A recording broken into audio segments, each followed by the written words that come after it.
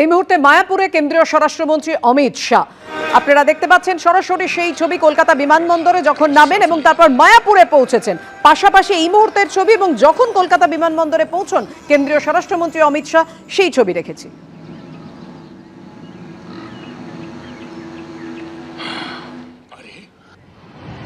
সামনেই পশ্চিমবঙ্গে বিধানসভা নির্বাচন আর তার আগে ফের রাজ্যে অমিত শাহ। যদিও কোনো রাজনৈতিক কর্মসূচি কিন্তু নয়, দমদম বিমানবন্দর থেকে সোজা মায়াপুরের ইসকন এবং সেখানে ঘন্টা দুয়েক থাকার কথা রয়েছে কেন্দ্রীয় স্বরাষ্ট্রমন্ত্রীর। আজই তিনি ফিরে যাবেন দিল্লি।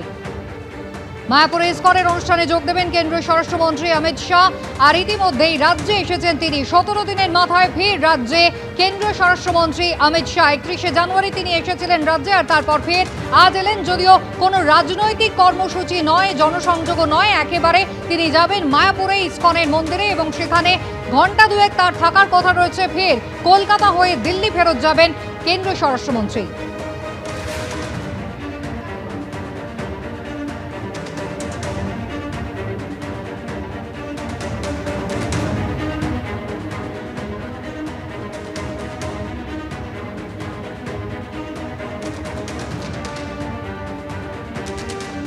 কেন্দ্রীয় স্বরাষ্ট্রমন্ত্রী অমিত শাহ তিনি আজ রাজ্যে এসেছেন। যদিও আজকে তার কোনো রাজনৈতিক কর্মসূচি নেই, তিনি যাবেন মায়াপুরে ইসকনে এবং সেখানে ঘন্টা দুয়েক থাকার কথা রয়েছে। ফিরে আসবেন আবারও কলকাতায় এবং কলকাতা হয়ে তিনি রওনা দেবেন দিল্লি।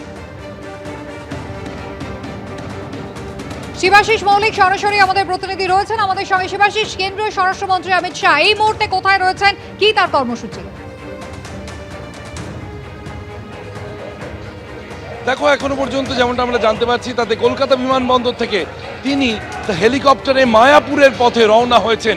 যে মায়াপুরে আমি এই মুহূর্তে দাঁড়িয়ে রয়েছি, প্রবীরকে একটু ছবি দেখাতে বলবো। মূল যে অনুষ্ঠানের জন্য আজকে কেন্দ্রীয় স্বরাষ্ট্রমন্ত্রী অমিত শাহ তিনি আসছেন মায়াপুরের এই ইসকনের চন্দ্রোদয় মন্দিরে, সেই অনুষ্ঠান এখানে দেখা যাচ্ছে যে ইতিমধ্যেই কিন্তু সনাতন ধর্মের বিভিন্ন সমর্থক, বিভিন্ন উপাসক তারা জড়ো হয়েছেন আজকের এই অনুষ্ঠানে। 152তম জন্মজয়ন্তী এবং গৌড়ীয় মঠের প্রতিষ্ঠাতার 152তম জন্মজয়ন্তী, সেই উপলক্ষে কিন্তু আজকের এই বিশেষ সমাগম, যেখানে বক্তব্য রাখবেন কেন্দ্রীয় স্বরাষ্ট্রমন্ত্রী, কেন্দ্রীয় সমবায় মন্ত্রী অমিত শাহ। এই মুহূর্তে যেমনটা জানা যাচ্ছে কলকাতা বিমানবন্দরে তার বিমান এসে পৌঁছানোর পর হেলিকপ্টারে তিনি মায়াপুরের উদ্দেশ্যে রওনা দিয়েছেন। আর কিছুক্ষণ পরেই এই ইসকনের চন্দ্রোদয় মন্দিরের যে হেলিপ্যাড রয়েছে সেই হেলিপ্যাডে এসে পৌঁছবেন কেন্দ্রীয় স্বরাষ্ট্রমন্ত্রী অমিত শাহ। তার জন্য অপেক্ষা করছেন সকলে এবং যে ছবি আমরা দেখতে পাচ্ছি, অনুষ্ঠান কিন্তু শুরু হয়ে গিয়েছে। আর কিছুক্ষণ পরেই সূচি অনুযায়ী 2:25 থেকে 4:25 অমিত শাহ এই মঞ্চে উপস্থিত থাকার কথা। তবে হেলিপ্যাডে পৌঁছানোর পর তিনি চন্দ্রোদয় মন্দির দর্শন করতে যাবেন, এমনটাও কিন্তু ইসকনের মন্দির সূত্রে জানা যাচ্ছে।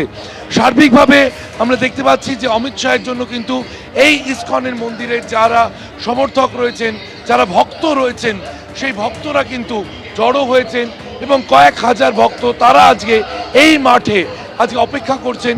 গৌড়ীয় মঠের প্রতিষ্ঠাতার আজ 152তম জন্ম জয়ন্তী উপলক্ষে মানুষ এখানে জড়ো হয়েছেন এবং তারা অপেক্ষা করছেন মূল অনুষ্ঠানে আজ বক্তব্য রাখবেন কেন্দ্রীয় স্বরাষ্ট্রমন্ত্রী অমিত শাহ।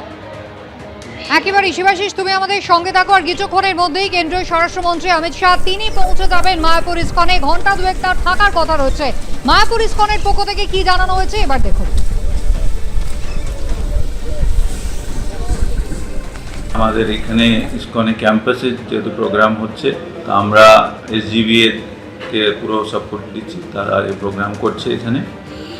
তো কালকে অমিত শাহজি এখানে ল্যান্ড করবেন 2:30টার সময় আমাদের এখানে ক্যাম্পাস মধ্যে যে হেলিপ্যাড আছে এখানে ল্যান্ড করবেন।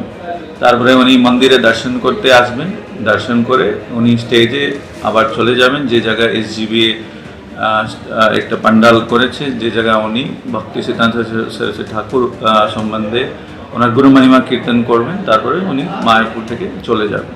কিন্তু আমাদের পুলিশ প্রশাসন থেকে সব অ্যারেঞ্জমেন্ট করা হচ্ছে, যেহেতু হোম মিনিস্টার আসছেন, তো তারা পুরো এই ট্রাফিক, পান্ডাল, প্রোগ্রাম সব কিছু তারা কন্ট্রোল করে।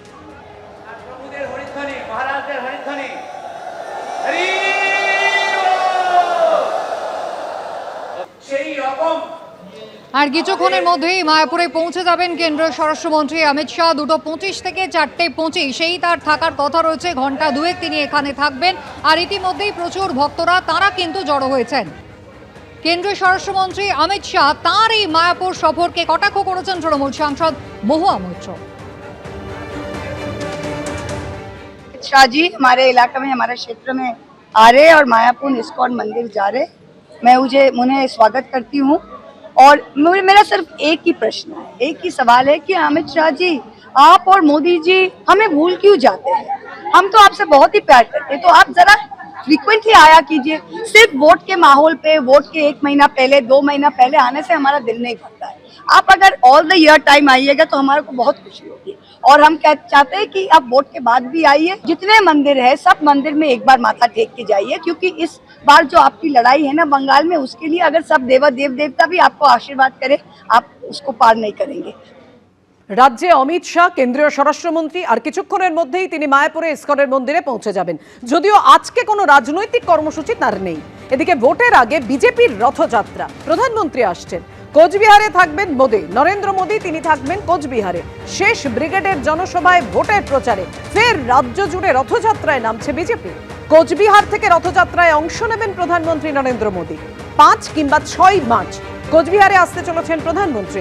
কোচবিহারের রথযাত্রায় তিনি থাকবেন শেষ ব্রিগেডে। 5টি সাংগঠনিক বিভাগে ভাগ করে বিজেপির রথযাত্রা শুরু। রাজ্য জুড়ে মার্চে রথ আসবে এই ব্রিগেডে, আর সেখানেই সভা নরেন্দ্র মোদী। 1 মার্চ থেকেই শুরু হচ্ছে রথযাত্রা।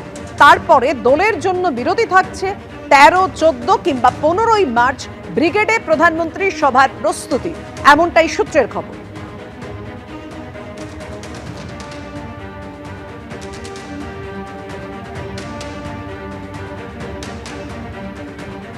এবিপি আনন্দ, এগিয়ে থাকে, এগিয়ে রাখে।